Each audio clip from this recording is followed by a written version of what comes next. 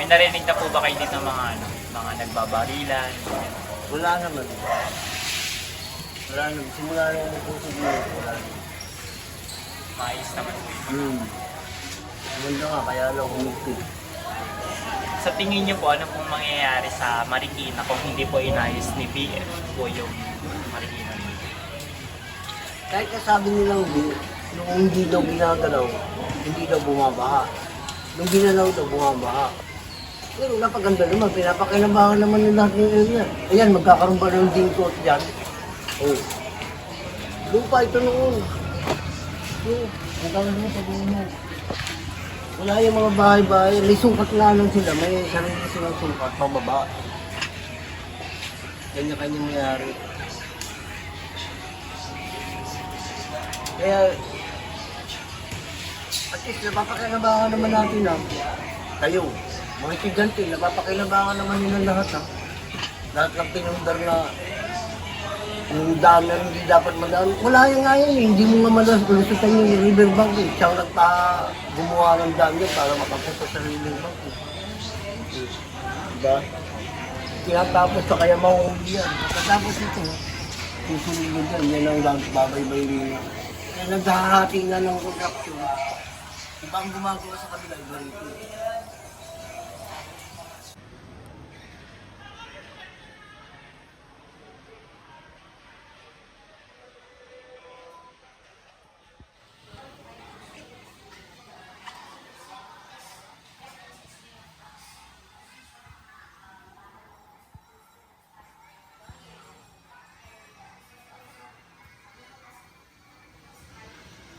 Sir, yung mga napagdaanan po natin bagyo, mga bahagos, na-apektuhan po ba ng sibay?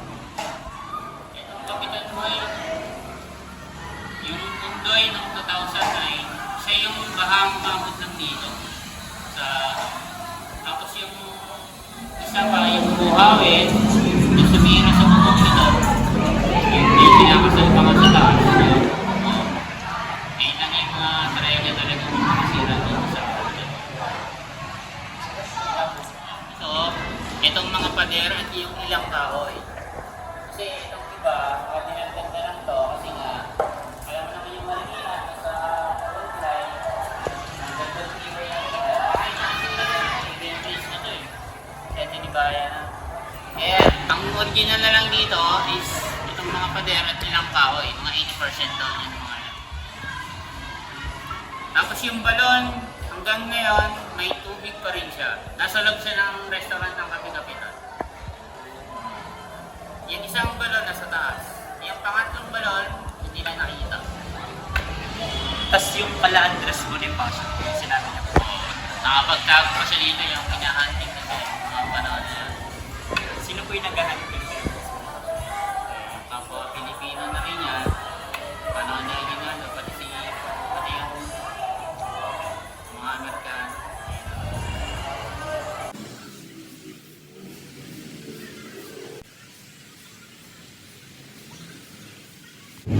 Yan, yung ulan na yan, dati. Hindi ganyan simentado na lahat.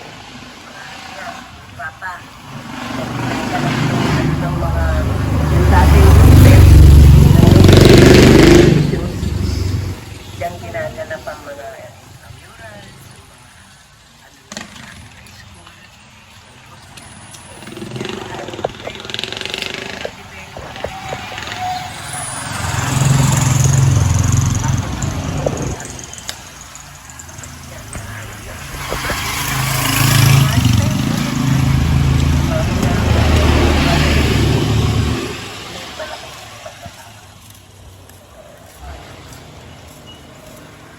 Binabalitaan po kasi ano naman po sa mga dumadaan po na crisis dito sa may Marikina, di ba po? Ano po tayo, lagi po tayo binabaha. Ganun po.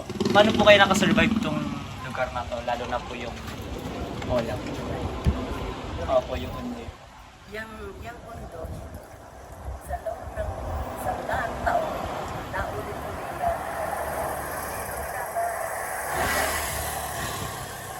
Nakawala ng isa.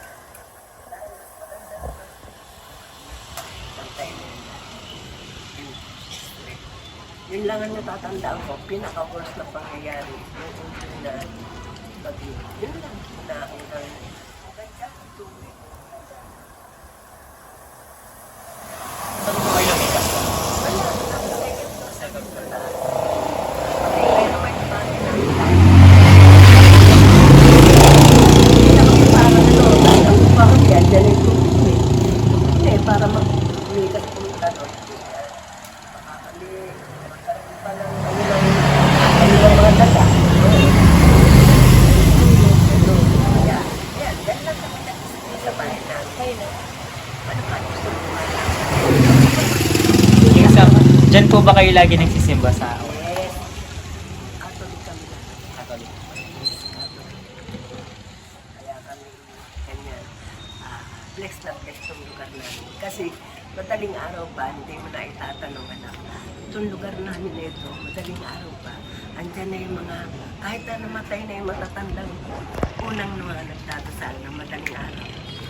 May kumakaling na maririnig mo yung patenting kaagad ng pagpana natin dito. Kaya siguro talagang gano'n, bless na bless itong lugar na ito. Ito, So marami na rin po palang ano. Sobrang tagal nyo na po nakapunta. kami talaga.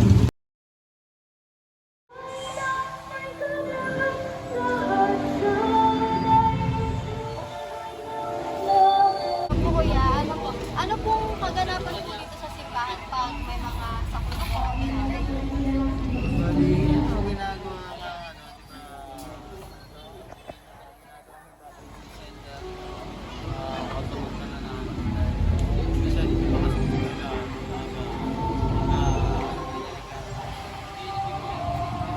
Ano po, yung sa mga lolo't lola niyo po, yung may nabalitaan po ba kayo dito nangyari sa simbahan? Yan po may nagkakera.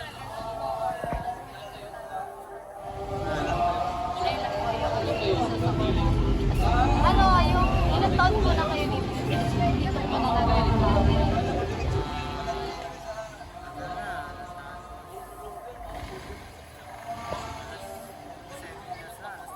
So, na ano niyo po, naabutan niyo po kung gaano po nagiging yung simbahan po.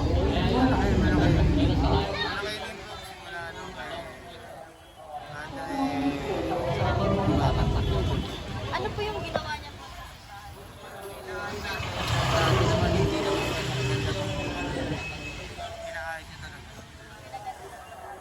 May iba po ba po kumpare na